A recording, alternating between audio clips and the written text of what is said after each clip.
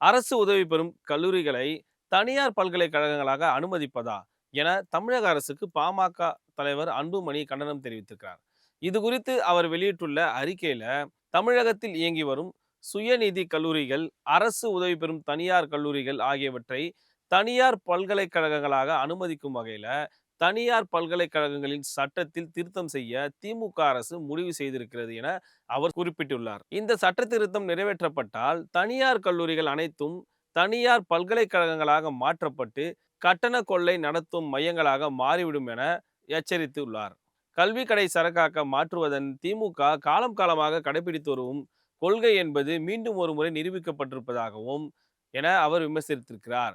தனியார் சுயநிதி கல்லூரிகள், அரசு உதவி பெறும் தனியார் கல்லூரிகள் ஆகியவற்றை தனியார் பல்கலைக்கழகங்களாக மாற்ற அனுமதிப்பதன் மூலம் கல்வியிலும் இடஒதுக்கீட்டை காவு கொடுக்க அரசு துணிந்திருக்கிறது என அவர் குற்றம் சாட்டியிருக்கிறார். சமூக நீதிக்கு எதிரான இந்த சட்டத்திருத்த முன்வரைவை தமிழக அரசு திரும்ப பெற வேண்டும் என்றும், சட்டப்பேரவையில் இந்த சட்ட முன்வரைவை பாமக உறுப்பினர்கள் கடுமையாக எதிர்ப்பார்கள் என்றும் அன்புமணி தெரிவித்துள்ளார்.